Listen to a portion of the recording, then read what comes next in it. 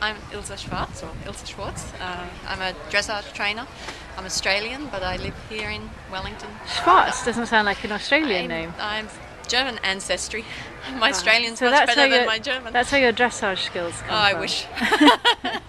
So you're sponsored by GPA. I am. And you now wear a GPA helmet all the time when you're riding. I do, yes. And you're telling me that you have quite a nice selection to pick and choose quite from. a lovely selection, yeah. I've got, GPA is now making some really fun helmets, which are not yet available in the US, but they've made one.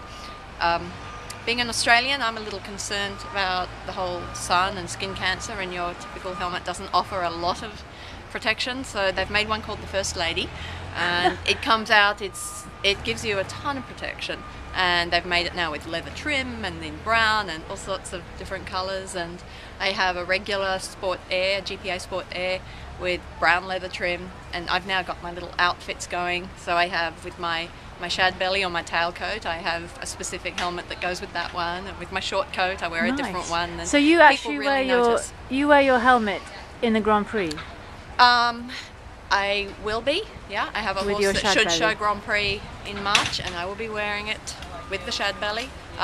In the Prix St George in the I1, I wear a helmet. At the moment, I have to confess, I am struggling with what I'm going to do when it comes to the CDIs. The first CDI is in February, and I have my very expensive top hat sitting there staring at me, and I'm struggling with the idea of wearing that for the CDI. I think ultimately I will wear my helmet. We talked about it earlier. We think there's going to be quite a lot of top hats on eBay later on this year. Probably. You think so? Yes. we're Riders4Helmets are hoping so. Yes. But we were just talking about earlier how it's almost becoming. Carol Lavelle said finally the last 2 years peer pressure has made her wear a helmet the whole time, and more people than not are beginning to wear helmets. I think so. I mean, I had a very nearly devastating accident 3.5 years ago, and I more or less wore a helmet all the time after that, except when I was competing sales horses, because I was known as, you know, the mad Aussie that would ride anything. So if Ilse wore a helmet, you are a mad Aussie. You probably don't want to get on that horse if Ilse's wearing a helmet. So the stigma associated with wearing a helmet, it's definitely vanished. One of the many benefits we have all received from Courtney's horrible accident.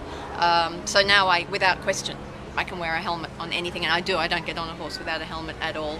I take my helmets when I teach internationally to the clinics there. I organise Stephen Peters' clinic, and here in Wellington, and helmet use is mandatory, and Stefan brings his also GPA helmet with him from California. He won't get on a horse without it.